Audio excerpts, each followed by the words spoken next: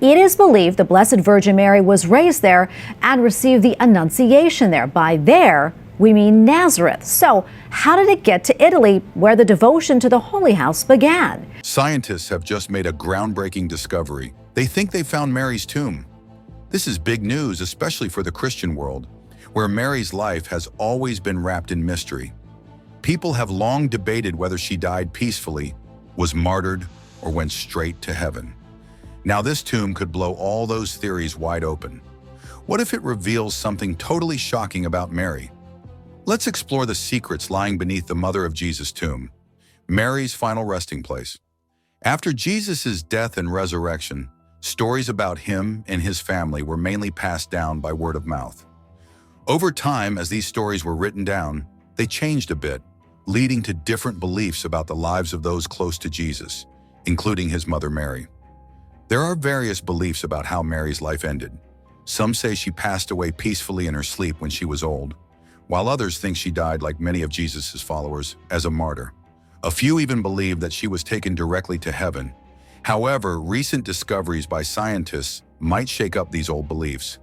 They think they've found Mary's final resting place in a tomb that's been sealed for a long time. Now think about this. The tomb's location has led many to rethink their faith. It's in the Kidron Valley, northeast of the old city of Jerusalem.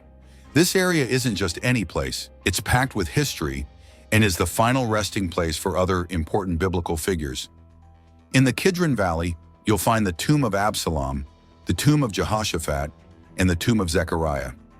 Besides these, there are other significant spots like the Garden of Gethsemane and the Church of All Nations. Right in the middle of all this history is where they found the tomb believed to be Mary's, a site that local Christians hold very sacred. A group of scientists eager to uncover secrets hidden for centuries turned their attention to an ancient tomb. They hoped to find relics or artifacts that had been untouched for ages. However, when they finally opened the tomb, they were disappointed to find it completely empty. This unexpected outcome led some to believe that perhaps Mary had physically ascended to heaven, much like biblical figures such as Elijah and Enoch, and like her son, Jesus Christ. This idea is often called the Assumption. The story of how Mary left this world is fascinating, especially when we look at the different Christian views on her final days. There are two main perspectives, those of the Catholic Church in the West and the Eastern Orthodox Church. Catholics believe that Mary did not die, much like her son. On the other hand, the Eastern Orthodox Church teaches that Mary did pass away, was buried, and then resurrected before she ascended to heaven. The belief in the Assumption is one of the four key teachings about Mary in the Catholic Church. Pope Pius XII, wanting to emphasize this belief, officially declared it on November 1, 1950, in a statement called Munificentissimus Deus. This belief is closely linked to another teaching, the Immaculate Conception, which says that Mary, like Jesus, was born without original sin. But despite these teachings, the question of whether Mary died before her ascension is still unclear. Looking back at the major Christian split in 1054, each side developed its own views on Mary's final moments. The Eastern Church refers to her passing as the dormition of the Mother of God, which means falling asleep. This suggests a peaceful transition rather than a literal death, highlighting the respect and significance given to Mary in Christian beliefs. But this wasn't the only mystery surrounding Mary's final days. As we dig deeper, we find even more intriguing aspects of her story that have captured the imagination of believers for centuries. Let's dive into the deep roots of Mary's story in the Church's beliefs. The dark paths of the Assumption. Even though the Eastern Orthodox Church doesn't officially state it as a core belief, they still hold it in high regard and see it as an essential part of their church life and cultural practices. When Christians read the document Munificentissimus Deus, they find that Pope Pius XIII wrote it with the hope that belief in Mary's ascension to heaven would strengthen the faith of all Christians. They might see Mary's story as a reflection of their own hopes, believing that just as Mary was taken to heaven, they too might experience resurrection after death. There are different stories about Mary's death and where she was finally laid to rest. One well-known story from the 7th century tells how Thomas, one of Jesus' disciples, missed seeing Mary's death. When he arrived at her supposed burial place, he found the tomb open and empty, with only her garments left behind. Over the years, this story has evolved, with some versions suggesting that Mary dropped her belt from the sky to Thomas as proof of her ascension to heaven after being resurrected. These strong beliefs have inspired many artworks showing this version of the Assumption. No matter the exact details, Christians have always deeply honored and respected the Assumption. Celebrations of this important event date back to the 5th century. Historical records show that around the year 600, Emperor Maurice made it an official holiday in the Eastern Roman Empire. Historians have found that the idea of the Assumption comes from oral stories and ancient Christian texts that aren't included in today's Bibles. These tales, known to Jewish Christians in early times, likely began during or shortly after the Apostolic Age, suggesting they might be based on real events. These stories are so powerful that many people accept them as truth. But here's the thing. Scholars have pointed out that these stories come from different sources and have changed over time. Some even admit that the modern version of the Assumption may have developed quite a bit from its original form, possibly differing a lot from the first tale. But this isn't the most surprising part. There's more to consider as we delve deeper into these traditions. To understand when the story of Mary's Assumption first interested early Christians, we can look at an ancient text from the 2nd to 3rd century called the Liber Requiae Mariae, or the Book of Mary's Repose. However, this book isn't fully reliable as a historical source, since its stories often clash with modern Christian beliefs. Despite the presence of such texts, some researchers suggest that the belief in Mary's Assumption didn't actually begin until the 5th century. This raises the question, if that's true, how did the story continue over time? The exception here is Epiphanius of Salamis, who in the 4th century tried hard to find out how Mary's life ended, but couldn't uncover any definite information about her last days. What makes this even more interesting is that neither the Bible nor the early Christians documented Mary's death. When Epiphanius investigated, he came across various and often conflicting stories about Mary's end. Some believed that Mary's departure from earth was similar to Elijah's, who is said to have ascended to heaven alive. This comparison to Elijah was a recurring theme in later texts, even though other stories about her end also existed. Over time, these stories began to be seen as more reliable. By the 5th century, texts like De Obitus Domini and De Transitu Virginis supported the belief in Mary's ascension. Important figures like Dionysius the Areopagite and Gregory of Tours also shared similar accounts, which further strengthened this belief. By the 6th century, it became officially recognized, and by the 8th century, it was widely accepted among Christians. Now let's see how a surprising claim shakes up everything we know about Mary. Mary's exploration beyond the grave. To add another layer to the story, John of Damascus shared a version where Mary died in the presence of the apostles. But when they returned to her tomb later, her body was gone. This led them to believe she had ascended to heaven. Over time, celebrating Mary's Assumption became almost as important as Christmas in the Christian calendar. In 1950, Gilles Bouhours said he saw the Virgin Mary on May 1st. He quickly informed the Pope, claiming that Mary's ascent to heaven, a topic often discussed and debated, was a real event. Pope Pius IX, who had been looking for proof of this belief, happily accepted Bouhours' story as the confirmation he needed. Within 6 months, the Pope officially declared that Mary's Assumption was a fact, clearing up any previous doubts about it. Even though the Pope made this strong declaration, many Catholics still had their doubts. Some believed that Mary might have died before going to heaven and that she was brought back to life by a divine act. This idea is often called the moralistic interpretation. On the other hand, there's another group within the Church that believes Mary didn't die before her ascent, which is known as the immoralistic interpretation. Over the years, as scholars studied different traditions, prayers, and scriptures within Christian teachings, a preference for the moralistic interpretation started to emerge. Every year, Catholics celebrate the Feast of the Assumption on August 15th. Interestingly, the Eastern Orthodox Church celebrates on the same day, but they call it the Dormition of the Mother of God. Protestant communities have different views on Mary's Assumption. Some accept the moralistic view with little hesitation, while others fully support it. The Anglican Church, however, is divided. Some members strongly believe in it, others reject it, and a few don't really care. For many years, the belief wasn't part of Anglican doctrine. But in the 20th century, it started gaining acceptance among Anglo-Catholic groups under different names. But this wasn't the end of the story. Despite growing acceptance, debates and differing opinions continued to shape how various Christian groups understood and taught the story of Mary's Assumption. Let's turn our attention to the Church of the Holy Sepulchre in Jerusalem, where many believe the tomb of Jesus is located. Traditionally, this tomb has been covered by a marble slab. In October 2016, something remarkable happened during renovations. A team of scientists had the rare chance to lift the marble cover, and what they found underneath left them astonished. When the marble was removed, they uncovered the very spot where Jesus is said to have been laid after his crucifixion.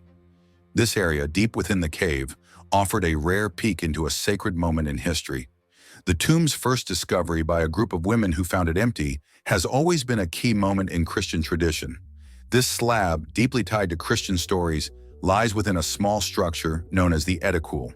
Starting in 2017, Professor Antonia Maropoulou and a team of Greek researchers began the task of restoring the edicule and the tomb inside it. Their project wasn't just about repairs. It was also a unique chance to study a significant historical and religious site that has been hidden from public view for a long time. Through their work, they could trace how the tomb was originally built and how it has changed over the centuries. They also explored the deep respect and reverence that this site has inspired over the years. Using advanced tools and techniques, they carefully documented everything they found. As their study progressed, it revealed more about this site, which was once the resting place of Christ. The anticipation grew when Professor Maropoulou hinted at a major discovery in the works. But this wasn't the most surprising part.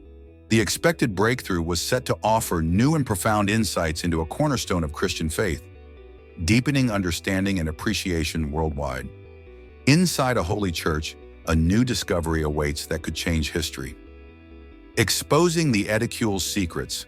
In the midst of a busy group of Christian believers, a dedicated team was hard at work trying to remove a large stone that was part of the walls in the edicule.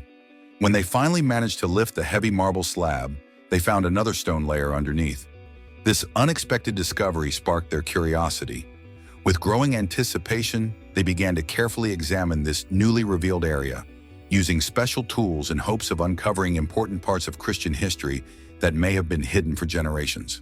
As they continued their careful work, the team couldn't forget the importance of the Church of the Holy Sepulchre to Christians around the world.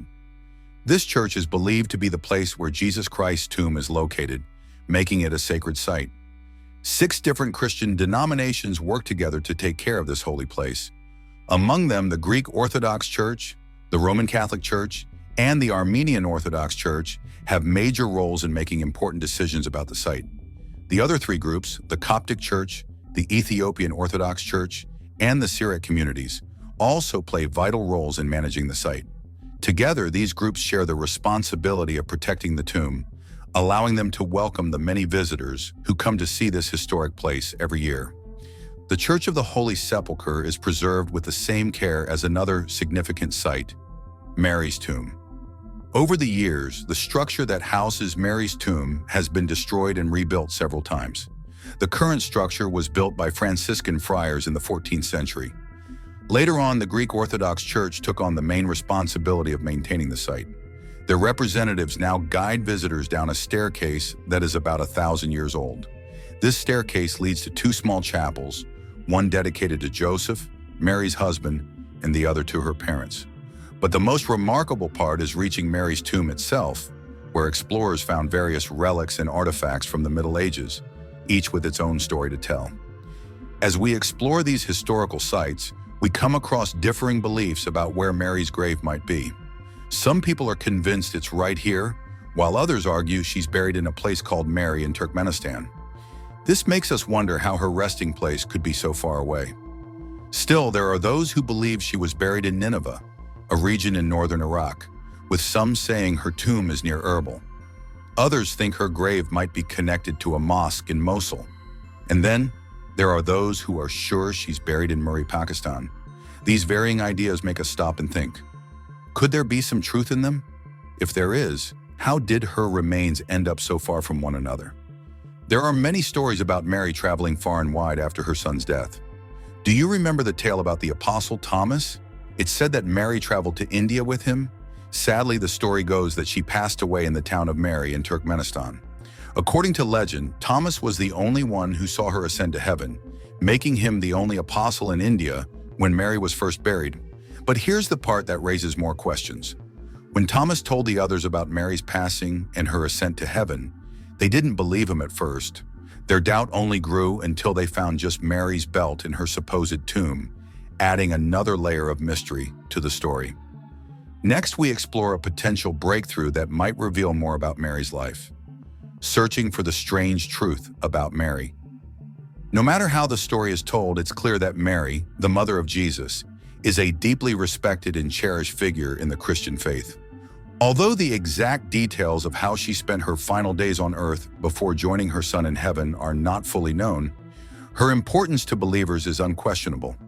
Mary occupies a special place in the hearts of Christians everywhere, seen as a symbol of devotion, purity, and grace. While we might not have all the answers yet, there is always hope that one day we might discover the exact location where this remarkable woman was laid to rest. Some even believe that she was taken up into heaven, an event that would further highlight her unique and extraordinary significance. But this isn't the end of the story. Among the many theories about Mary's final days and the mystery of her burial place, something truly remarkable has come to light. Recently, scientists and archaeologists have claimed to have discovered what they believe could be the tomb of the Virgin Mary. This finding is nothing short of astonishing and has the potential to reshape our understanding of her life and the final chapters of her journey on Earth. Imagine what it would mean to confirm such a discovery. It could provide a tangible connection to one of the most revered figures in religious history. As we consider these findings, it's important to continue to honor Mary's significance, recognizing her pivotal role in the history of Christianity and her lasting impact on the lives of millions of believers. Mary's influence extends far beyond her earthly life, touching the hearts of people across centuries and cultures. But even with this astonishing discovery, there may still be more to uncover about her life and legacy. This discovery invites us to reflect more deeply on Mary's life and the mysteries that surround her. While the evidence is still being studied, the possibility that we could be closer to understanding where Mary spent her final moments is a fascinating thought. It brings us one step closer to connecting with the past in a way that enriches our faith and our appreciation for the stories that have been passed down through generations. Yet this discovery might not be the final word on Mary's story. There could still be more hidden truths waiting to be revealed. If confirmed, could this discovery of Mary's tomb challenge the foundational beliefs of Christianity? Leave your comments below, please give it a like, and don't forget to subscribe for more.